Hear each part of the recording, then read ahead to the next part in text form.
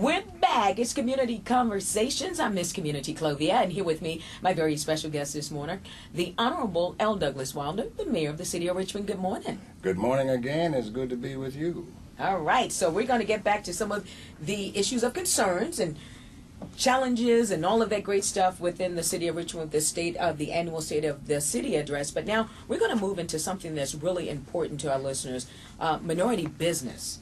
Yeah. It's booming within the city of Richmond. Well, it's improving. And, you know, you hear people talk about what have you done and what are you doing and what's the state of minority business. It was nothing. They were doing little. And what we've done is we have increased the number of minority prime contractors by 175%. The contract work is tripled. The record now of where we are is 18.5% minority participation in municipal contracts. Now you compare that with the state, 2%. Now these are facts and numbers that you can attribute to the good work of Rita Henderson and her staff who directs it for us. But it also is a part of what people are doing with Philip Morris, the new businesses that come in, Mead West Vaco, as well as some of the existing businesses, the Hilton. They know what our program is, they know what our desires are, and they are cooperating with us fully. So whenever you see these things coming in, that means everyone can participate. The more important thing is to make certain that we have jobs to educate people in vocational education, to make certain they have the skills, to make certain that our kids finish school, graduate from school. I'm very disappointed, and you know I am, with our school system's record of dropouts and non-participation, and we spend the money for it, but we're not getting the best bang for our buck.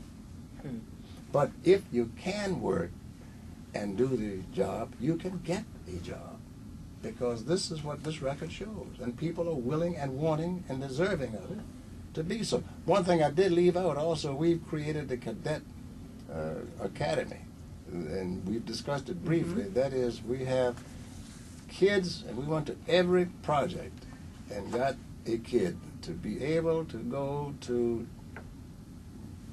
VCU to get a degree in criminal justice, and then to be immediately incorporated into the police department without having to go through additional training. So our chief of police himself did that in Washington, D.C. And so we've had the cooperation of Virginia Commonwealth, J. Sergeant Reynolds, for those kids who might not be able to cut it, who might need remedial training. And then Philip Morris stepped up again, started giving laptops to all of them. These kids are proud. We went to the first inclusion and induction ceremony of these kids. This is a start. They are starting to be police already in their communities, and they're respected. We've met a lot of kids. Last week we did, the day after Martin Luther King Jr.'s holiday, we held a youth town hall meeting with the Richmond Police Department, Noble, and the Petersburg Police Department. We had over 200 people there in attendance, community groups that are trying to enhance and develop the whole child. And with those groups, all of those groups that were there, we're kind of like combining all of these groups and rolling these groups out into one to say, let's work together. And with that, within the city of Richmond, when you're talking about education, you're talking about working. Well, I'm glad you bring that up, because that's one of my sore spots. Richmond has more groups per thing than any group in the world. Well, we're fixing that down. And that's one of the things that I was very pleased to work with some of the business leaders. For instance, Venture Richmond is the new entity rather than Renaissance, because it cut back on all of these groups, combined them, got a single board rather than everybody having a turf on a board and having to report. And C.T. Hill with SunTrust has done a tremendous job, caught a lot of flack, but bringing it together, get rid of the groups and work together.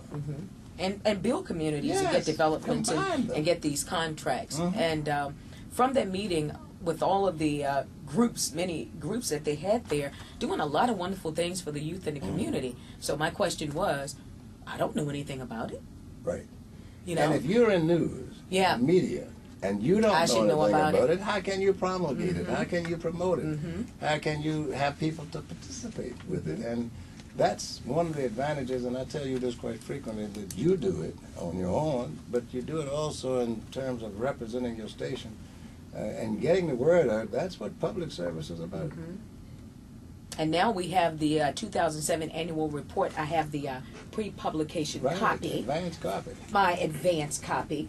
But all of this information is available, and I always share with our listeners, utilize websites that are available for you.